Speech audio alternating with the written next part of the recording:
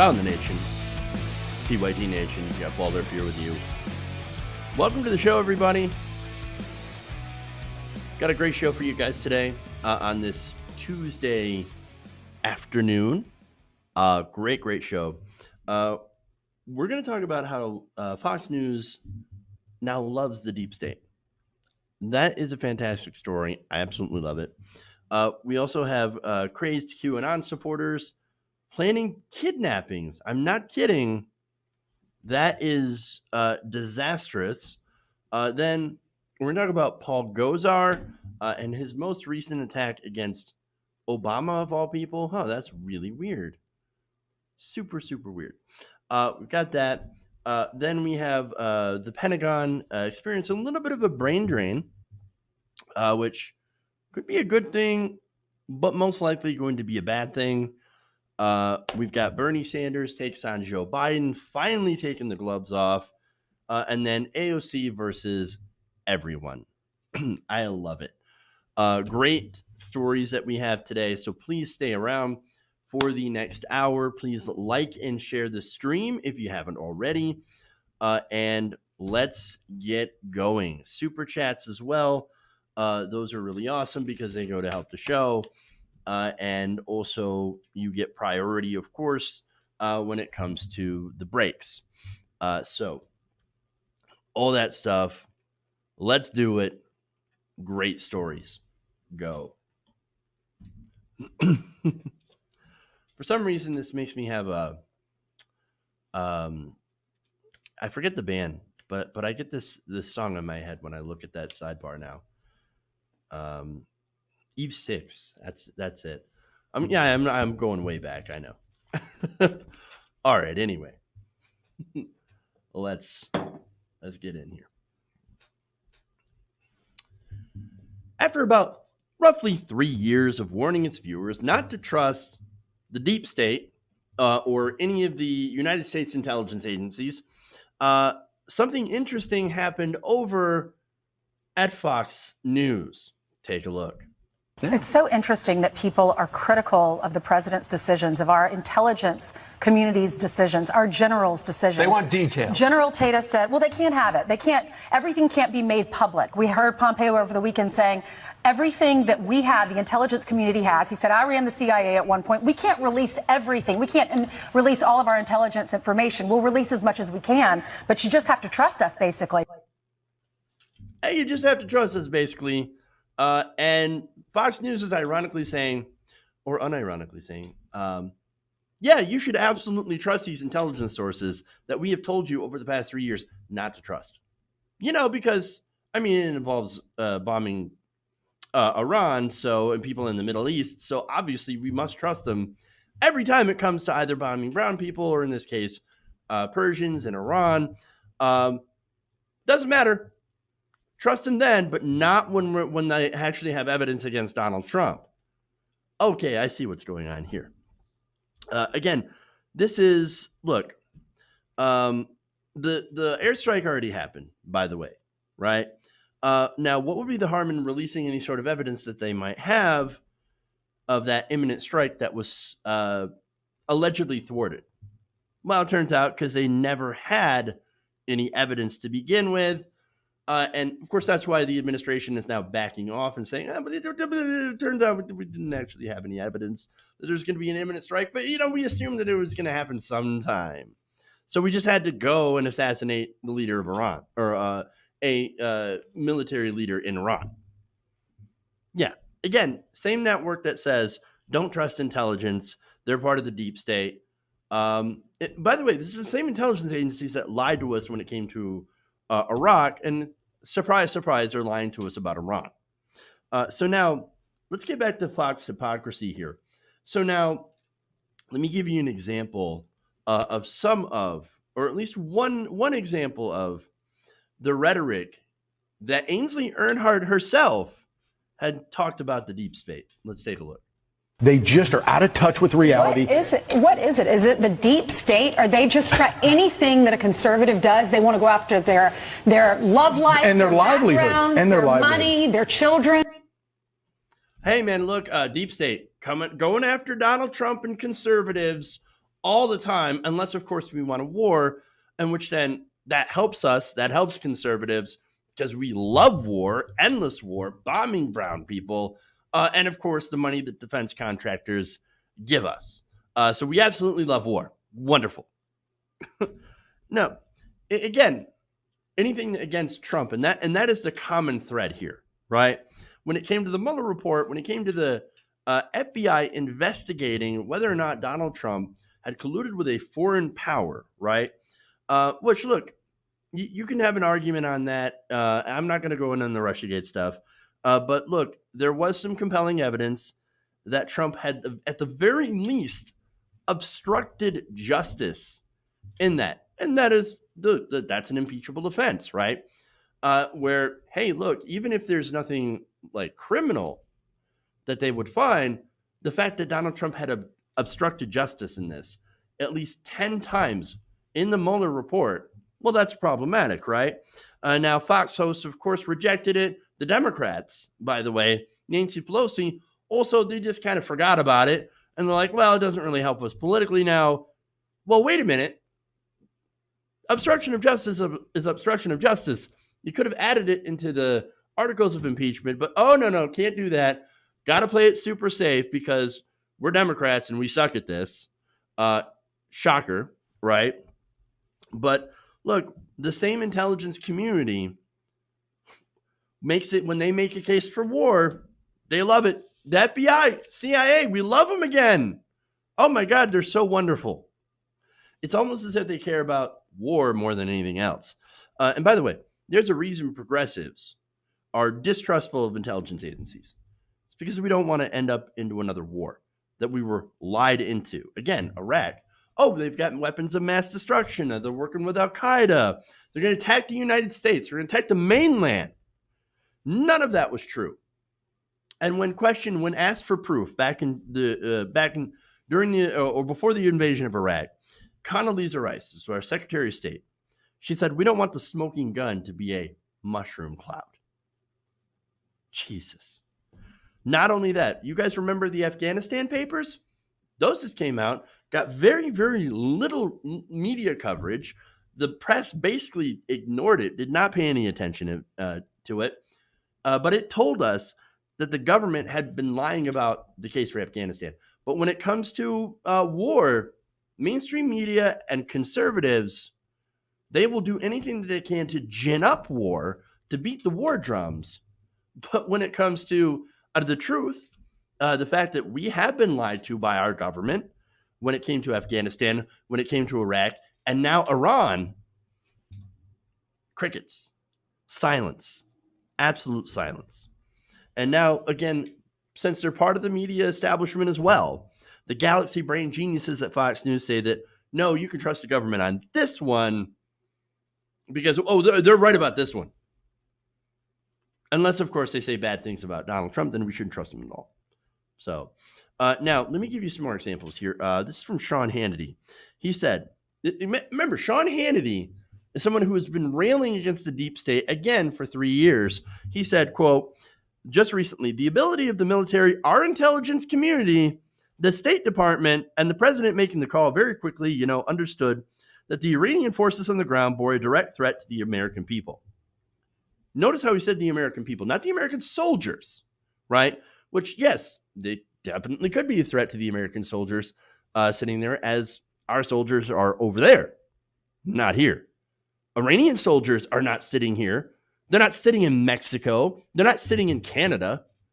They don't actually have a direct threat to the American people here at home.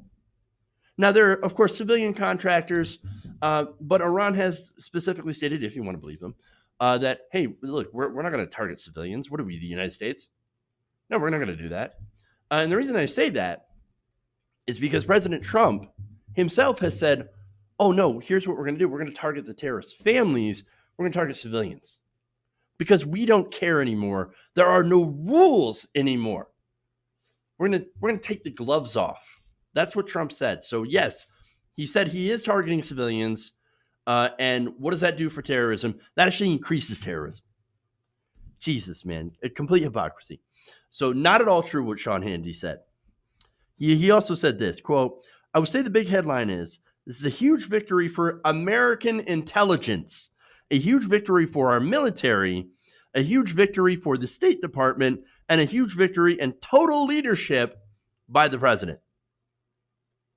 Again, Sean Hannity, same guy, talked about for the last 3 years how the deep state's trying to take down Donald Trump. What happened? What happened? Another example, Pete Hegseth, right? Not just Pete Hegseth, Stuart Varney, all praising Donald Trump, the Pentagon, and yes, U.S. intelligence, not long after they had railed against, of course, our American intelligence, right?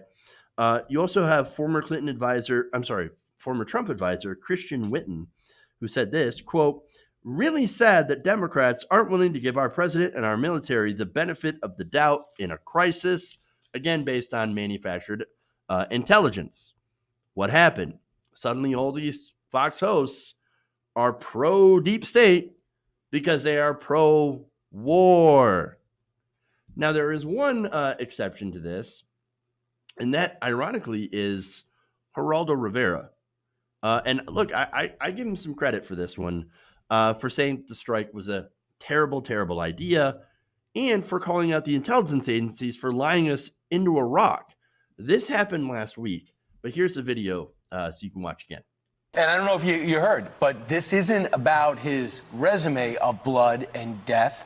It is about what was next. We stopped the next attack. It was preemptive. That's what I think you're missing. According to the Secretary of State. And so we should allow the next attack. By what credible source can you predict what the next Iranian move would be? The Secretary of State and American intelligence provided that material. Yeah, they've been excellent. They've been excellent. The U.S. intelligence has been excellent since 2003 when we invaded Iraq, disrupted the entire region for no real reason. Don't for a minute start cheering this on. What you have done, what we have done, we have unleashed. I will cheer it on. We have, all right, well, you like Lindsey Graham, have never met a war you didn't like. And that's it. That last part, you've never met a war you didn't like. Well, most conservatives are exactly the same. They cannot wait to get into another conflict, to get into another disastrous war in the Middle East, as long as it helps Donald Trump. And it, again, shows that they have ignored everything from the past, what happened in these wars in the Middle East, not only Iraq, but Afghanistan as well. They don't care because, you know what? To them, war is money. Okay. Moving on here.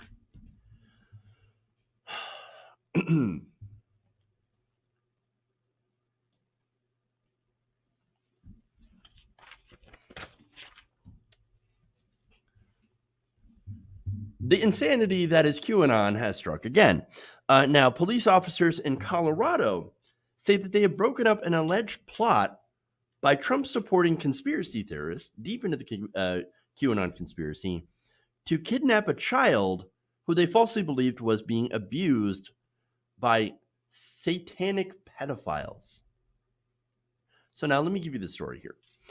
Colorado-based NBC affiliate 9 News has reported that 50-year-old Cynthia Abkug, a resident of Parker, Colorado, was arrested late last month in Montana and charged with conspiracy to commit second-degree kidnapping. So, I mean, look, the insanity is off the charts here.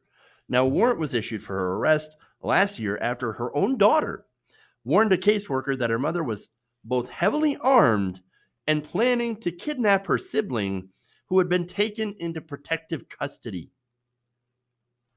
Now, the daughter had warned that the mother had, quote, gotten into some conspiracy theories and was spiraling down. Now, that's generally what happens when you get into certain conspiracy theories. Now, that certain one was, of course, the one in question was QAnon.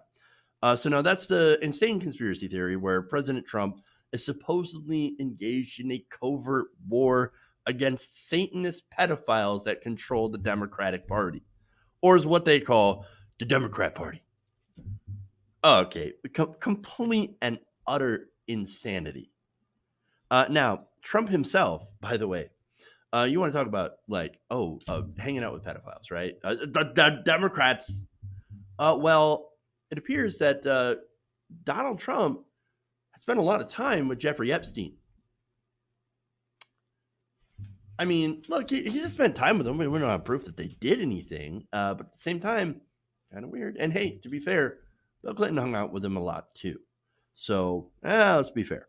Now, am I saying that there are people in power that or that there are not people in power that take advantage of children? Yeah, of course there are. There are people in power that take advantage of vulnerable people all the time. Absolutely. But to say that there is an organized, widespread movement of satanic pedophiles that can explicitly control the Democratic Party, and by the way, they're backed by the devil? Come on.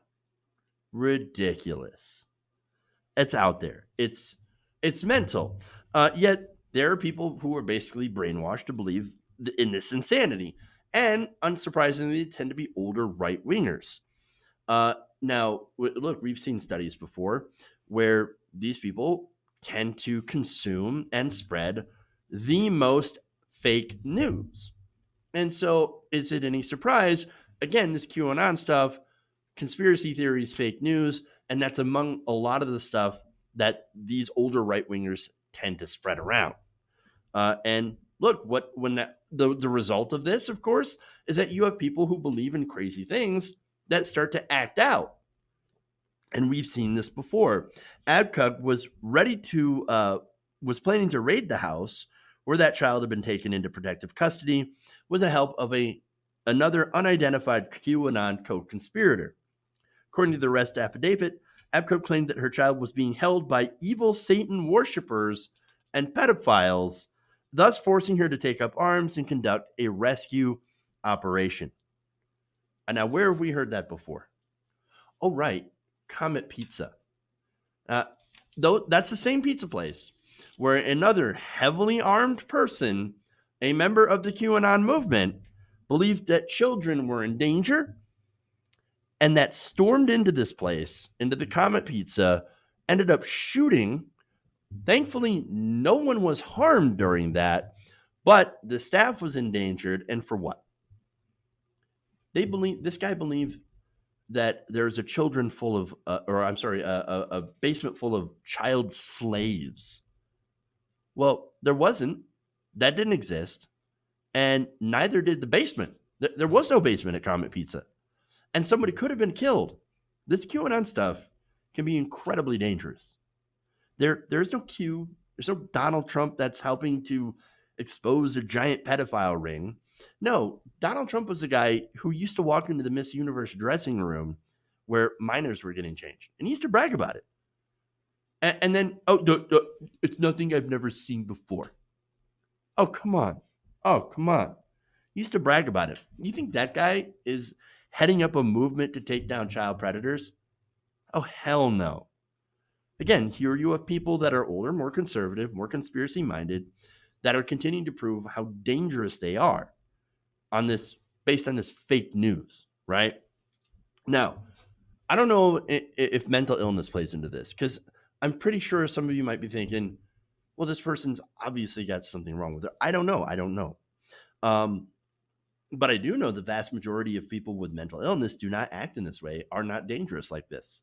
And the reason that I bring this up is, again, I see a lot of commentary about, this person must be crazy, right? There must be something mentally wrong with them. Look, even I said this person was mental earlier, right? But in reality, I think that this is massive, willful ignorance. They are so ready to believe in these conspiracy theories to justify, I guess, their support of Donald Trump or whatever, their distrust of the government, or their, and to rationalize their hatred for other Americans that happen to be, have different political beliefs than they do, right? So it's just really easy to be willfully ignorant on these issues and to think, well, no, what are you guys talking about? We're the good guys. We're trying to protect children. What do you guys do? You can murder babies. And so it could be that rationalization as well. But for whatever reason, they tend to gravitate to this stuff. And look, maybe because she was a terrible parent.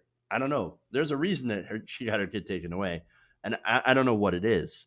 But look, really, the only concern should be the safety and well-being of those children. And it seems like in this case, being away from the mother, well, might be best for them in this case. Okay.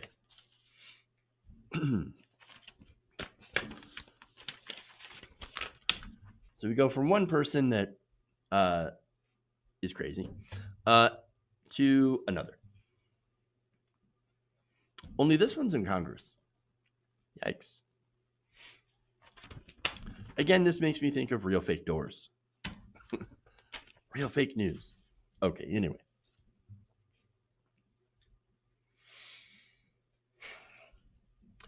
Now, Representative Paul Gosar is not happy about the response to his tweet of a fake picture showing former President Barack Obama meeting with Iranian President Hassan Rouhani. So let me show you that picture here. So, that's the picture of him, of Obama, shaking the hand of Rouhani. Oh my God, dangerous terrorist Muslim. Oh my God. And then there's the Rouhani guy. So that's the picture that's going around, retweeted. And by the way, Gosar, he retweets this picture, right? And he says that the world is a better place without these guys in power. So now there's one problem with this. For one, that never actually happened. Actually, there's more than one problem with this. For one, it didn't happen. No, Obama never shook the hand of Rouhani.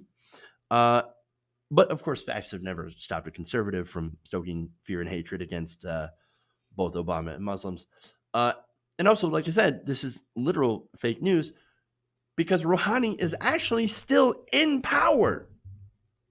I know. So now, CNN journalist Andrew Kaczynski pointed this out and noted that Gosar was sharing an edited version of this photo that was taken in 2011 when Obama met with former Indian Prime Minister Manmohan Singh. So let me show you the original footage, or the original picture here. So again, edited picture, right? And then real picture. So, all right, that's real. So again, 2 strikes there. Completely wrong. But this is a kind of blatant misinformation that we have sitting members of Congress in the Republican Party tweeting out. So now, after Gosar was called out, like a baby, he went on the attack, or just like Donald Trump, he said this to the dim-witted reporters. No one said this wasn't photoshopped. No one said the president of Iran was dead. No one said Obama met with Rouhani in person. The tweet says, the world is a better place without either of them in power. Well, see, that would make sense. But you said the world is a better place without them in power. Not the world would be a better place without them in power. Because again, yes, while Obama is no longer president, although he does live rent-free in your head for some reason, Rouhani definitely still in power in Iran. But one more here, he says, quote, the point remains to all but the dimmest. Obama coddled, appeased, nurtured, and protected the world's #1 sponsor of terror. Well, look, okay, so, I mean, on that point, yeah, Obama was pretty friendly with Saudi Arabia. Oh, you meant Iran. Okay, sorry about that. But he continues, he said, the world is better without Obama as president. The world will be better off without Rouhani. Now, on that point, you realize Rouhani doesn't really call the shots in Iran. If you knew anything about anything, it's actually the Ayatollah that is the most powerful person in Iran. And by the way, the #2 person, not Rouhani, the #2 person is the person we killed in a drone attack. It's kind of why Iran's a little angry at us right now. I'm just saying.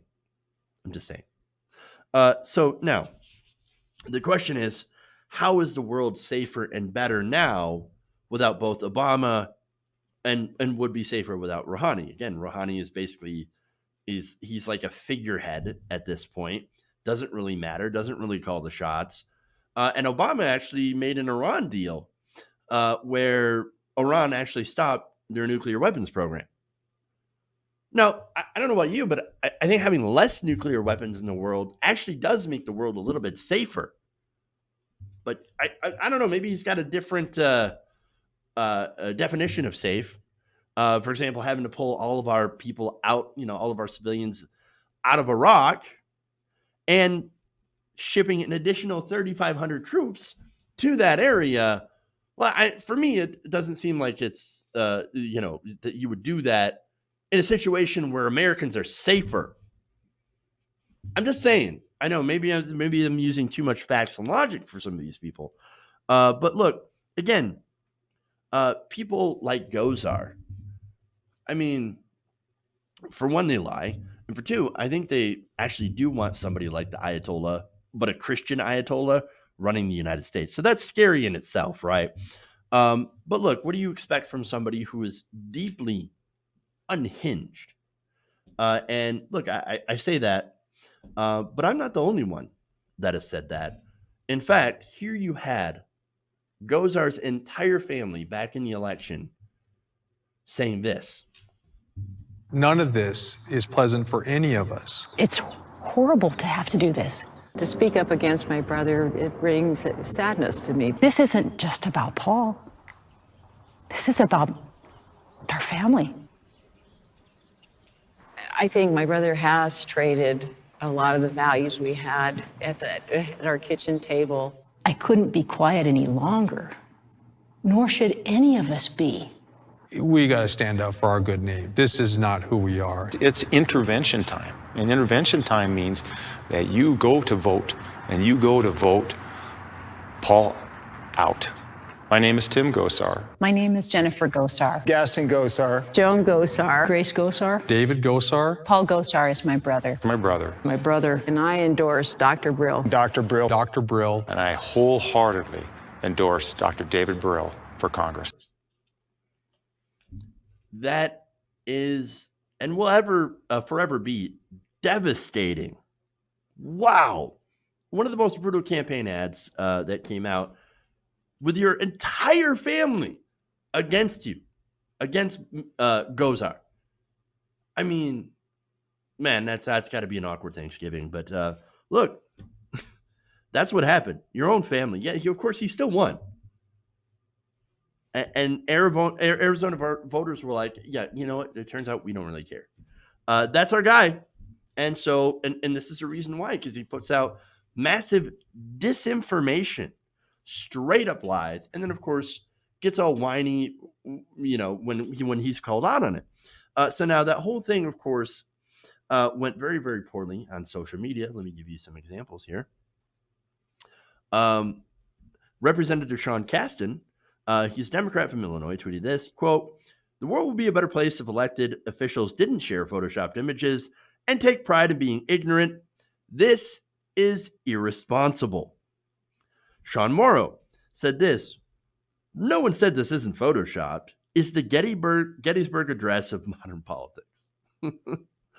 Tiny Dancer says, "You're an idiot for tweeting it out in the first place. I hope Arizona kicks you to the curbside in November. You are despicable and a complete Trump chump," which he is. And then Papillon Noor says, "The factual incorrectness of the photo and the half-truth laden caption together support that this photo is not only intended to incite fear and hate at a black Christian man and a brown Muslim man." And look, unfortunately, that's all they have to win. I mean, that's what they rely on. I mean, look, nobody's concerned with healthcare, education, higher wages if they're too afraid of getting blown up by a brown person. Let's be honest with you about that. Now, of course, what they don't tell you is it's actually far more likely in America to be killed by a white right-wing terrorist than a Muslim one. And that's just the facts. And that, look, this entire Iran situation was engineered by our politicians. It's mainly the fault of Donald Trump, but also the Republican Party for, of course, railing against the Iran deal. And look, these same politicians, look, Trump's an idiot and he ripped it up because he doesn't know any better. He's not a smart person. But the Republicans who cheered it on, people like Lindsey Graham, they are backed by defense contractors. Lindsey Graham never met a war he didn't like. And look, it's all a ploy to make money and to bomb people that they hate. And that's what this is. In reality, the world will be much, much better off without the defense contractors and their dirty money in politics affecting our foreign policy, and without dishonest hacks like Paul Gosar. Okay. All right. So now I'm going to take a break. We're going to come back. We got plenty more stories here, including the Pentagon experiencing a bit of a brain drain, which may or may not be a good thing. And then Bernie takes on Biden, and AOC takes on everyone. You're not going to want to miss that story. So stay right here. Super chats, comments, etc. Going to thank some patrons and channel members. As soon as we get back from the break, stay right here around the nation.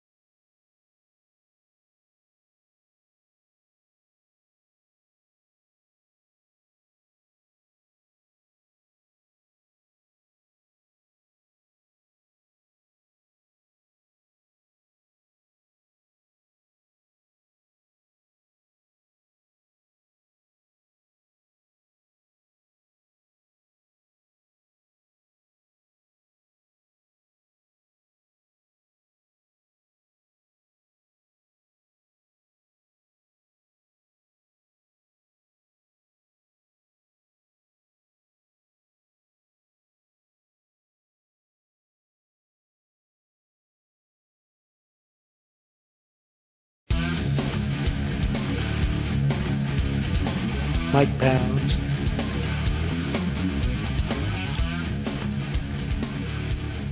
Welcome back to the show.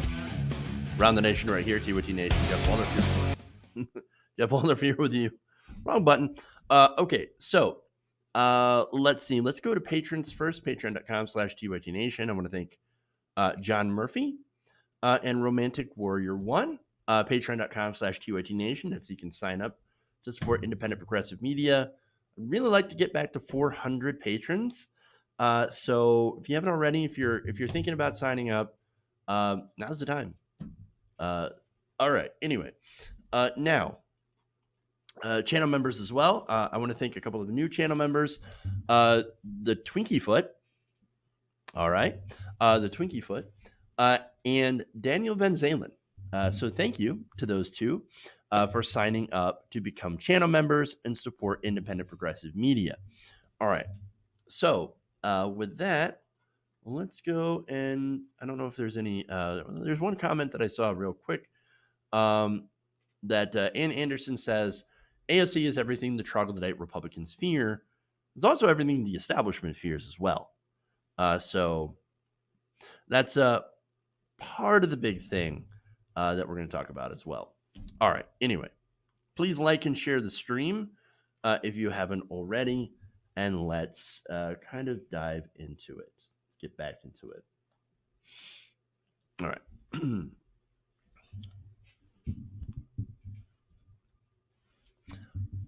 So the Hill is reporting the Defense Department is starting to see an exodus of employees under President Donald Trump. It's been revealed that the Defense Department's senior advisor, according to the Hill, for international cooperation had left the Pentagon earlier this week, marking the fifth top official in 7 days to either leave or announce their departure. So, look, I don't think that's a coincidence. I think that they're fleeing the ship. So now, this latest one is Ambassador Tina Kidnapping, who was a long-time State Department official who had begun working in her Pentagon role since September of 2018. So they're only for about 2 years.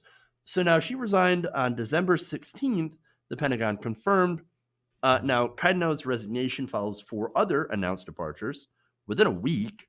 Those would include the December 12th notification of top Asia policy official Randa Shriver, the December 13th announcement that top official in charge of personnel and readiness, Jimmy Stewart, had resigned after taking the role in October 2018. You also had Defense Advanced Research Project Agency leader Stephen Walker that will leave this month. And then earlier Wednesday, we find out that Principal Deputy Undersecretary of Defense for Intelligence, Carrie Bingen, had submitted her resignation also early in December and will leave in January. So now that's a lot of people earlier in December. So this was before the killing of Soleimani. So let's be fair about that, right?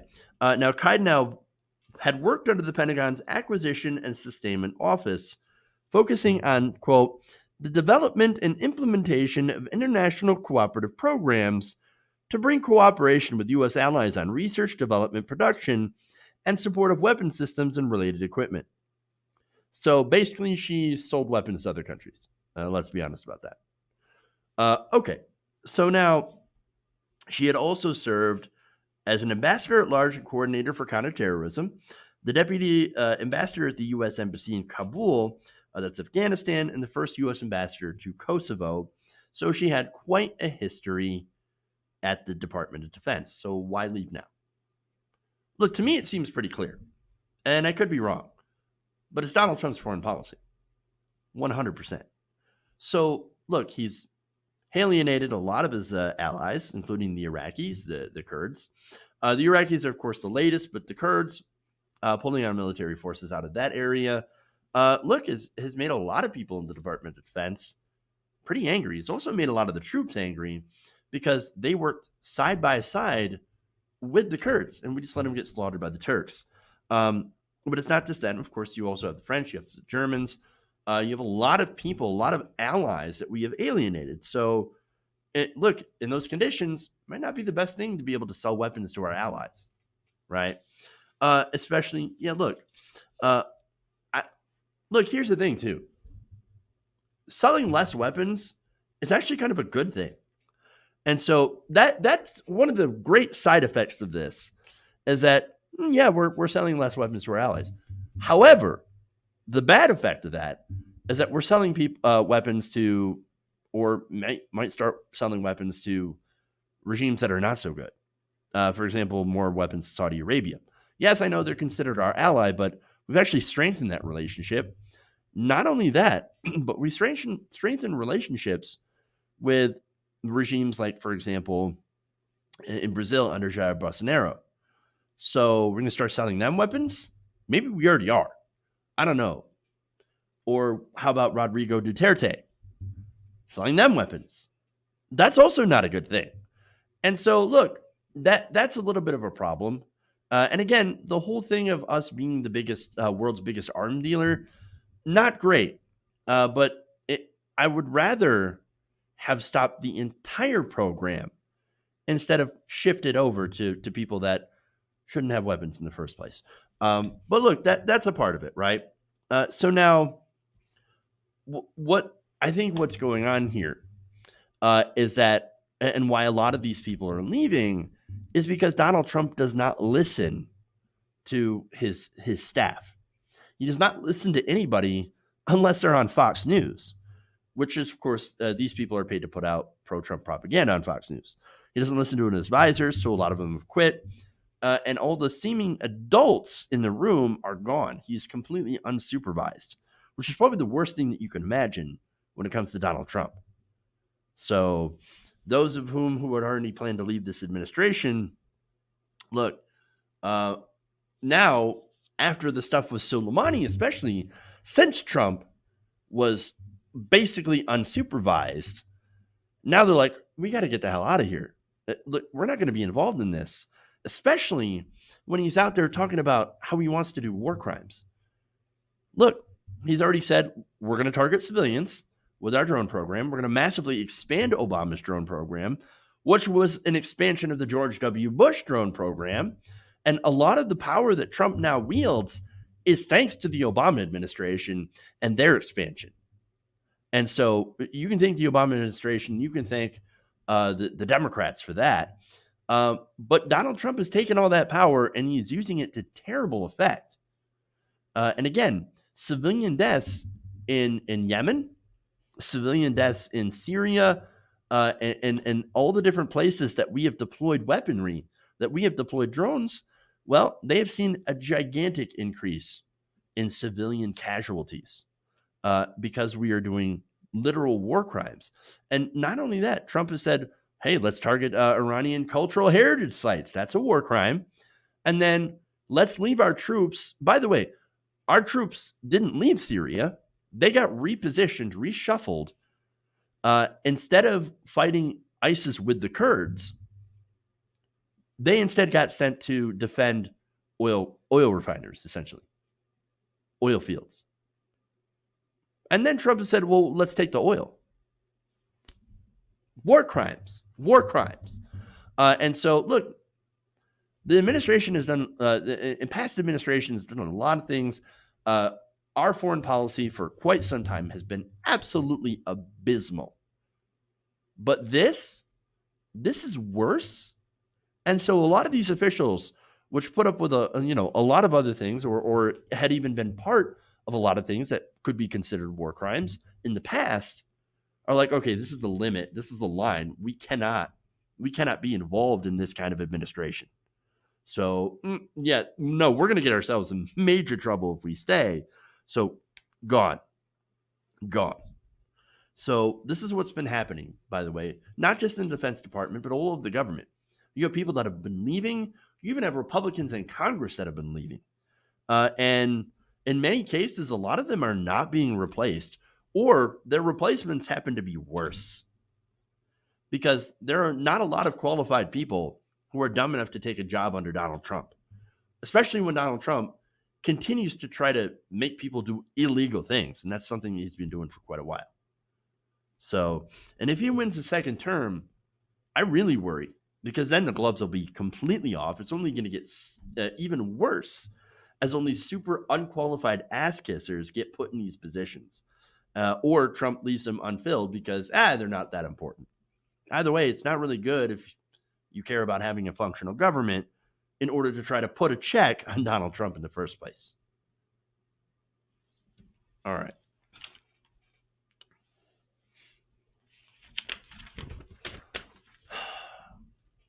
Let's move on here.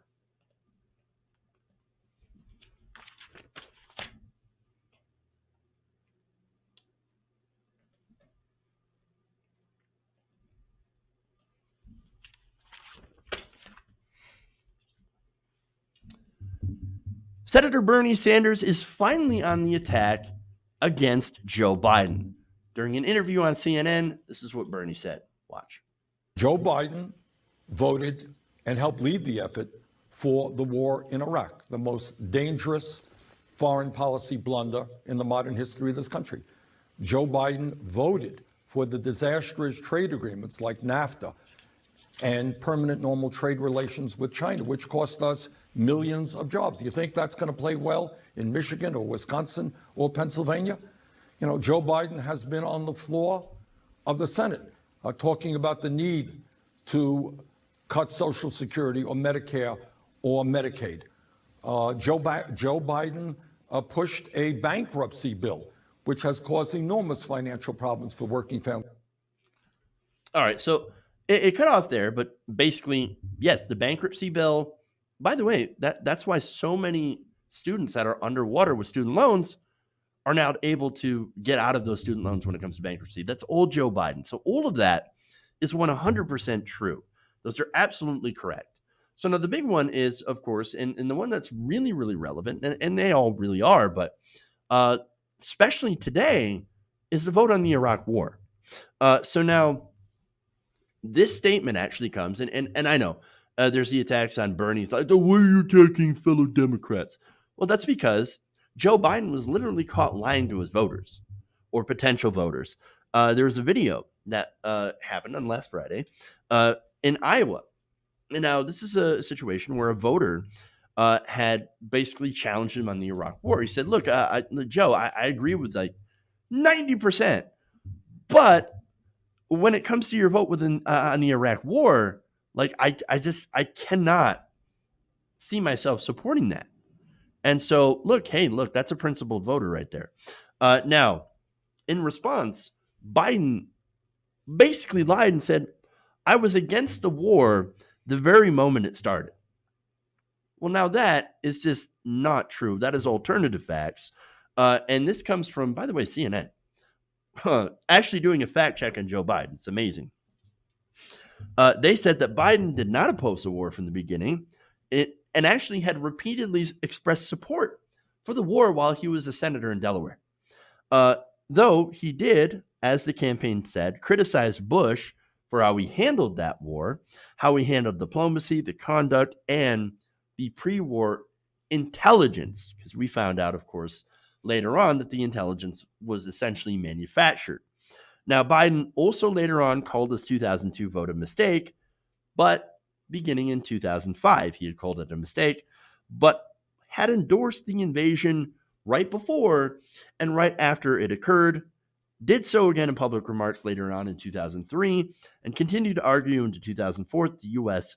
should keep up the fight in Iraq. So Biden has been consistently wrong on the Iraq war. So that is far from being against it from the beginning. And now, of course, he's literally trying to change history. Okay. Oh, no, I was against it. No, Joe, you were in favor of it. You were literally in favor of it. Now, the best thing that we can say about Joe Biden on this is that he was dumb enough to take Republicans at their word, to take George W. Bush at his word. And look, one of his statements, by the way, is that he said, well, I only voted to authorize military force for George W. Bush because I thought that would get inspectors into the country. Hey, shocker, Joe, Republicans lied because they lie about everything. And see, but here's the problem.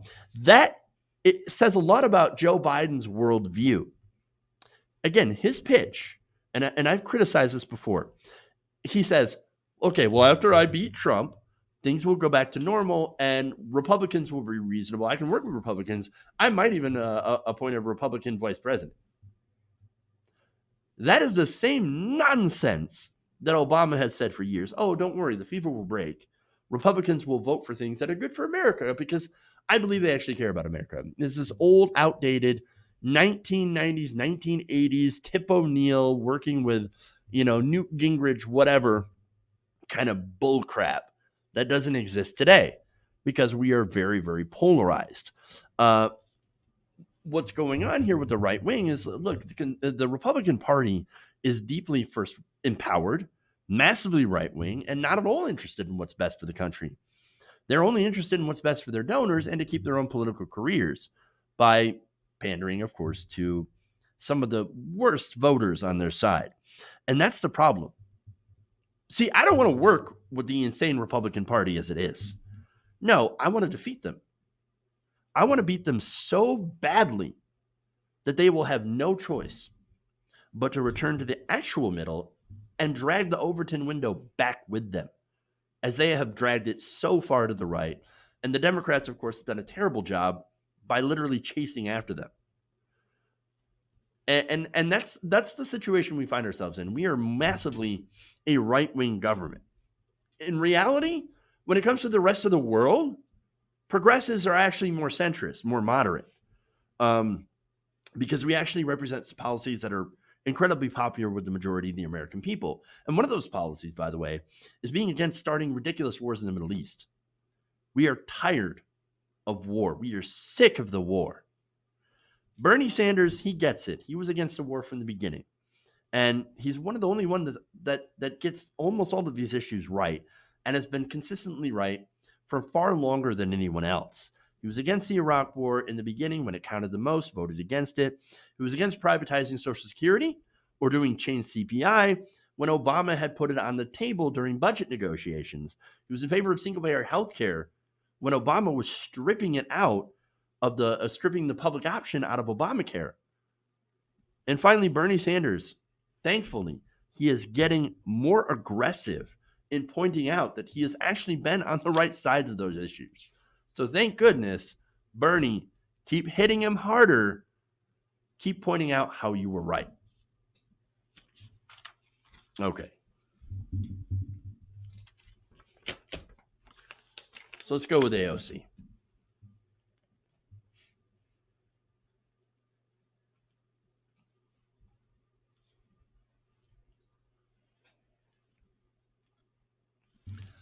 So let's start that again. So Representative Alexandria Ocasio-Cortez recently held an interview, and it was published in New York Magazine, and she's getting a little bit of pushback from it, from what she said. Now, asked for a profile by New York Magazine about what role she would play in basically in a Biden administration, she basically groaned and said, "Oh God, in any other country, Joe Biden and I would not be in the same party. But in America, we are." So now I have to say, where's the lie? Well, there is no lie. In America, we only have two viable parties, which basically are locked in a cycle of feeding off each other. And they do so and they end up rigging the rules to maintain the duopoly because they require each other to survive. I mean, look, you look on both sides, right? Oh, the Democrats are evil and terrible, vote for Republicans. And the Democrats say, well, the Republicans are mostly correct, but you should vote for Democrats anyway because we're slightly better. That's how bad this situation is. But look, in other countries, you have sometimes 5, 6, 10 plus different parties. And usually the main ones that do pretty well are a conservative party, of course, a progressive one, and more centrist. And again, a smattering of other parties, sometimes single issue parties, sometimes parody parties. For example, Monster Raving Loony Party in the UK. There's people like Lord Buckethead, and I don't know what party he's into. Kind of interesting, though. I do kind of like the bucket. But look, again, you've got a whole list of other parties that you vote for. But and that you're able to do in a parliamentary system. And look, the way that it works is basically whatever party gets the most seats ends up governing. If you don't get a majority, then you have to reach out to others to make coalitions, and that's generally how it works. In America, that's a way different system. And so that's essentially what she's pointing out. I mean, it's just factual information, right? So look, when it comes to wings of the party, I guess you could think of those as maybe parties within a party. But overall, again, we've only got two parties in the country, right? Now, some of the different wings inside the Democratic Party is blue dog, yellow dog, progressive, corporate establishment, etc., right? And there's not a whole lot of wings in the Republican Party. There's the so-called moderates, but even they are massively conservative. And so I don't know. I guess there's a Tea Party wing. But anyway, the whole point is what AOC is saying is incredibly true. And yet she got some backlash on Twitter for it. There's a lot of Biden supporters or people who are not in favor of progressive politics. They went after her. For example, you had a former Obama administration and campaign alum, Christopher Hale. He said, quote, "For better or worse, there are more people in Joe Biden's wing of the Democratic Party than AOC's. In fact," he says, "there's no pathway to a governing majority without the Joe Biden wing." Now, what is a Joe Biden wing, right? Now, look, if you're talking about people that are in power, well, then he's right. There are more people that are part of the corporate establishment that are in office. But when it comes to the voters, look, when it comes to Democratic voters, progressive policy is actually really popular among them. For example, 81% of Democrats support a Medicare for All system. That's according to a Kaiser Family Foundation poll. And this has been constant over the past few years. Polls consistently well with Democratic voters. Let's go to a Hill Harris X poll, also taken last year, found that 72% of Democratic voters are in favor of making higher education both tuition-free and eliminating student loan debt. There's only one candidate that's running for president, and Alexandria Ocasio-Cortez endorsed him. I'm just saying, these are policies that are progressive, that are from the progressive wing of the party, not the Biden wing, but from the progressives. And this is how the voters, Democratic voters, feel about it. Green New Deal. 87% of Democrats support it. 61% support it strongly. Are these people part of the Joe Biden wing of the party? Again, the politicians seem to be, because you have a lot of corporate establishment politicians that have won, that take money from large corporations, but they're not in sync with the Democratic voters. And that's the big problem. And so another problem here, and I think that these are two related things, is that you've got the media, you've got the establishment that constantly attack politicians that support these ideas. I mean, they're too radical. Pie in the sky, unicorns, puppies, and rainbows. You progressives with your ridiculous purity tests. Why do you hate Democrats? Stop attacking Democrats. Bow your heads and support corporations. And that's it. Well, I say no. AOC says no. Bernie Sanders says no. We will not bow to corporations or the establishment. We're going to fight for popular policies that Democrats actually want. We are more Democrat than supposed members of the Democratic Party. So, look, now Biden, to be fair, Biden has not attacked AOC directly. But I think maybe it's because he realizes if you get into a Twitter fight with Alexandria Ocasio-Cortez, you're going to get your ass handed to you. But, look, he said this. And this is, it's super condescending when you read it. But he said that AOC and the squad were both brilliant and really smart, but said that their political ideology is just not representative of most elected Democrats. Well, look, okay, that's a fair point, because right now we have elected Democrats that are all incredibly pro-corporate. And how do you think they win? It's because they spend all their time begging rich corporate donors for cash and then doing their bidding and not doing progressive policies. Now, AOC, she raised a lot of money. In fact, she outraised a lot of Democrats, but she didn't do so by taking corporate money. No, she actually gets donations because she represents the people. And by the way, since she doesn't take corporate money, she doesn't have to dial for dollars. So she can actually spend her time representing her district. Now, let me give you some more quotes here from AOC. This is great. She also said that her party's lawmakers too often work to appease the interests of their most conservative members. She's absolutely right.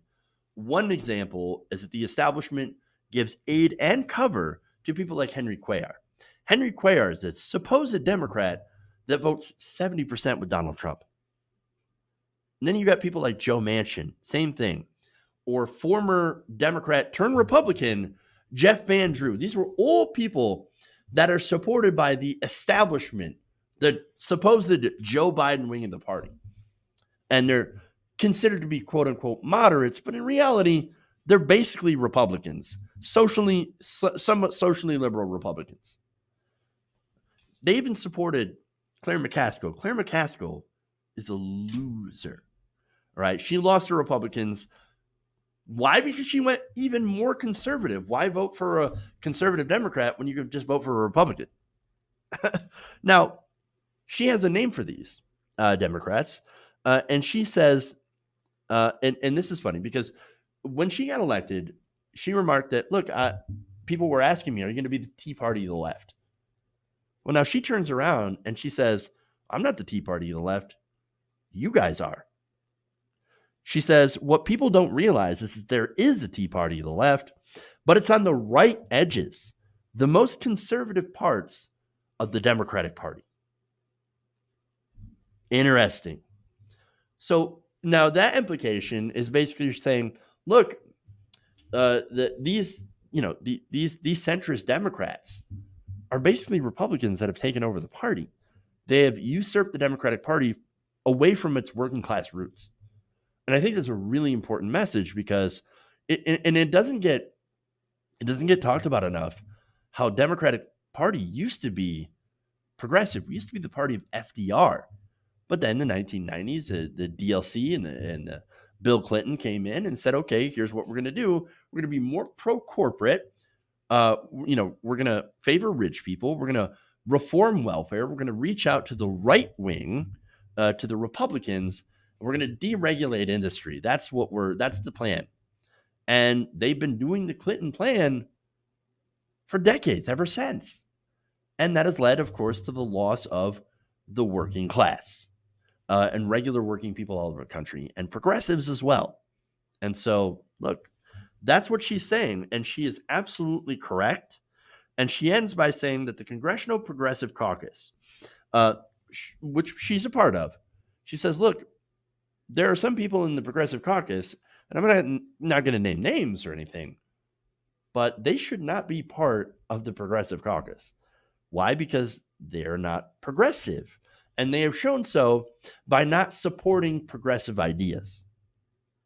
She said, quote, they let anybody who the cat dragged in call themselves a progressive. There's no standard. And I know you're probably like, purity tests. How dare you put in some standards? Why shouldn't we have standards? We're the Progressive Caucus. Maybe people who are progressive on policy should be involved in the Progressive Caucus. Because look, if you're if you're somebody who thinks, oh no, rich people, Jeff Bezos does not need to pay more in taxes, and we do not believe that healthcare is a human right. Now, ASC actually did say, look, it's not as if those people are the enemy. It's just that we don't agree on policy. Right. Well, then you should go and join the Blue Dogs. You should be a conservative Democrat and not part of the Progressive Caucus. That makes sense. You can't go and call yourself a progressive when you're not a progressive. And that's her entire point. And I think that's a valid point. But again, they're going to scream purity tests, right? Well, it's not a purity test. It's a standard. And by God, we should have some standards. And then finally, she says this, quote, the Democratic Party can be too big of a tent. Well, look, if you're, and here's the thing, if you're including Republicans or ex-Republicans who are still basically Republican on policy, but are just tired of Donald Trump and his incivility, well, then you're not necessarily, you're not a Democrat. You're not a progressive. But the independents, who are actually far more progressive than a lot of the members of the Democratic Party, should be part of the Democratic Party. And so, look, they need to figure out who the hell they are, if they're actually going to be the party of the FDR, or if they want to continue to still be the party of neoliberalism and the party of corporations. We need to figure that out. And we need to figure that out pretty soon. All right. And I guess that's what we're trying to do. Okay. All right. That's it. That's all I got for you guys today. Thank you for going on the nation with me. Thank you for the super chat, Monica. She says the Dem Party is a history of progressivism. Time we bring back the history. Take the party and purge it of neoliberals, corporatists, and billionaires. I agree with that. Yes, this was our party. This was our party. And yes, what Bernie Sanders is doing is he's taking it back for the people, the actual People's Party. Okay. So thank you for that, Monica. Super chat goes to help the show. Much, much appreciated. We cannot do this show without you, of course. So consider becoming a patron, patreon.com/TYTNation. That's, again, goes to help us. I'd love to get to 400 patrons very soon. We're 385. And so sign up, help the show, or become a channel member, because we're growing that too. All right, guys. Love you. And remember, change begins with you. Good night, nation. We'll see you guys tomorrow.